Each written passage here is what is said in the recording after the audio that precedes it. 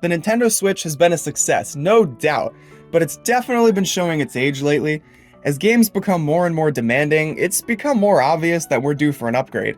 And with tons of leaks coming out within the last couple months about Nintendo's next console, it seems that we'll finally be getting that upgrade sooner rather than later. Now, what should be upgraded with this new console? Obviously, I'd hope that it's more powerful. I want it to be able to run more demanding games. I hope it'll have more storage space to hold those games, have better resolution, better frame rates, all of those hardware related things. I want the games to run even better than they have before. But what else should they change? Nintendo doesn't really need to change much about the features of the hardware because I think they struck gold with the hybrid model for the Switch. Personally, I don't think they really need to change that much. If it ain't broke, don't fix it. The aspect of the console that could really use an overhaul, though, is the operating system. The Nintendo Switch's operating system is dull and bland, and although Nintendo has stated that it's like that in order to improve performance, I honestly wouldn't mind waiting an extra few seconds for my games to load in exchange for some more features. What features, you might ask? First of all, a personalized home screen. I know that the Switch does technically have folders, but I'm talking about folders that you see right there on your home screen, just in a typical game slot, kind of like how they were on the 3DS. Nintendo's last few consoles had home menus with a lot of personality to them, especially the 3DS. The 3DS had an entire theme shop. I used to spend so much time just looking through the theme shop and thinking about how I could customize my home menu, and the homebrew community has taken things to another level. It's honestly such a missed opportunity that the Switch doesn't have that kind of personality to it, and I really hope that Nintendo fixes that with their next console. Honestly, it even seems like Nintendo was considering adding themes to the Switch's home menu, because there's literally a theme section in the settings, but it only lets you choose between light and dark mode. So hopefully, with their next console, Nintendo decides to fix that. Some other features that I'd love to see on their next console are long overdue.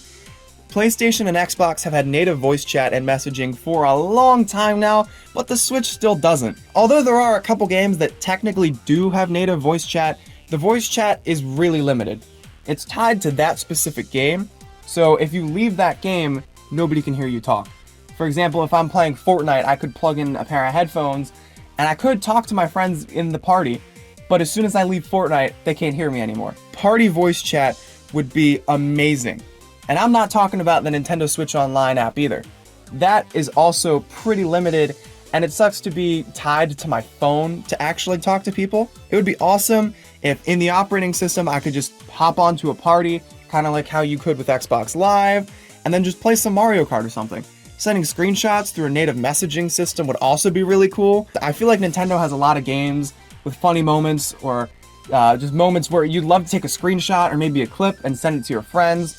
And I feel like it would be much easier to just do it through the Switch 2 itself rather than having to send the clip to your phone and then from your phone sending the clip to your friends through some sort of service. It would just be a lot easier if there was a messaging service built in to the console. Now, speaking of chatting with other people, there's one feature from the Wii U and 3DS era that I would really love to see make a comeback on Nintendo's next console, and that's Miiverse. I used to spend hours looking through posts people made and chatting with communities, and although I do understand why Nintendo ultimately chose to shut it down, I still think it would be pretty cool if they brought it back. Clearly, it was more trouble than it was worth because there were a lot of, let's say, interesting posts that people would make, and moderation couldn't quite keep up with the amount of those posts that were being put up. But I feel like if Nintendo came back swinging this time, they really could make something special. Xbox, they don't have that kind of stuff. PlayStation, they don't have that kind of stuff. They don't have an entire social media network dedicated to their console. That's something that's honestly really special about the Nintendo community. I think that Nintendo's community is much better than the Xbox and PlayStation community. That sense of camaraderie that you can have using a service like Miiverse really makes you feel like you're a part of something. The Nintendo community is just so much more vibrant, is more active, it's just more fun, really, I'd say, than the Xbox and PlayStation communities.